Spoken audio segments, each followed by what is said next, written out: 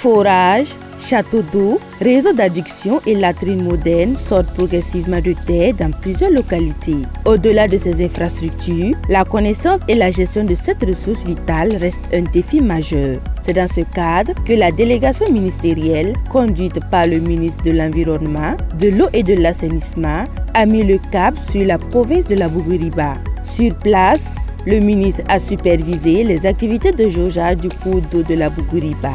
Une opération cruciale pour évaluer le débit, suivre l'évolution du niveau de la rivière et mieux planifier la gestion des ressources hydriques.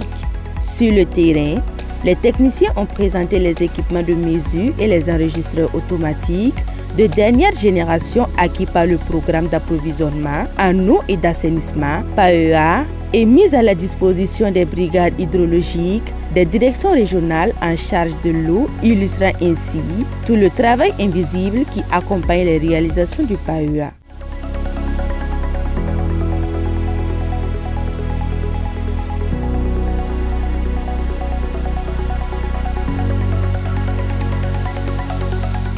Une démonstration pratique a été réalisée par les techniciens de la brigade hydrologique, illustrant les méthodes de mesure du débit du cours d'eau à l'aide d'outils modernes et précis.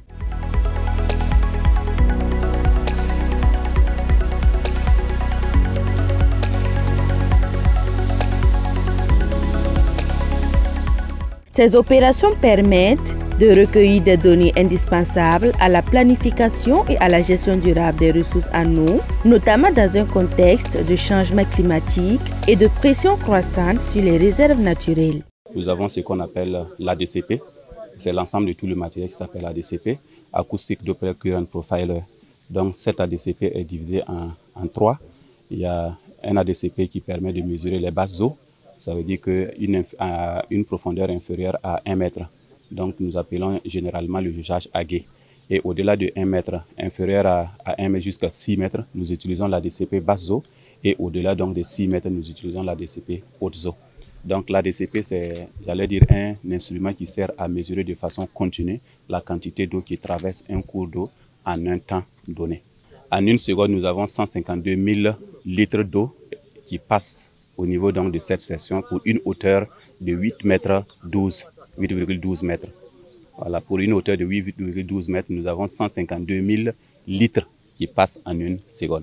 Ces données sont essentielles pour anticiper les risques liés aux inondations, aux sécheresses et pour garantir une meilleure répartition de la ressource entre les différents usages. Si on n'a pas ces données-là, on ne peut pas alerter la population sur les possibilités de crues. Il y a quelques semaines, nous avons inauguré ce que nous appelons le centre d'alerte précoce sur les crues et les inondations. Donc c'est un centre intégré qui permet de savoir à temps réel sur un cours d'eau, un plan d'eau, qu'est-ce qui se passe. Comme vous avez demandé, ces décisions servent à quoi? Quand on veut réaliser des ouvrages de franchissement, il faut savoir en termes de débit, le cours d'eau qui est là, le flot qui est là, quel est le débit qui passe.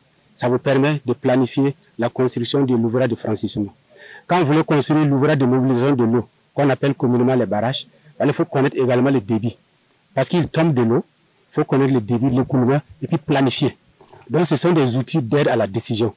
Tant que vous n'avez pas ces informations, vous ne pouvez pas faire votre planification. Cette étape a marqué la fin de la tournée ministérielle dans la région du Djoro, consacrée à la fois au suivi des réalisations d'ouvrages d'eau potable, d'assainissement et à l'observation des activités relatives à la connaissance et au suivi des ressources en eau en vue d'une meilleure gestion de mise en œuvre dans le cadre du PAEA. Un double regard sur les efforts déployés pour assurer à toutes les populations un accès durable et équitable à cette ressource vitale.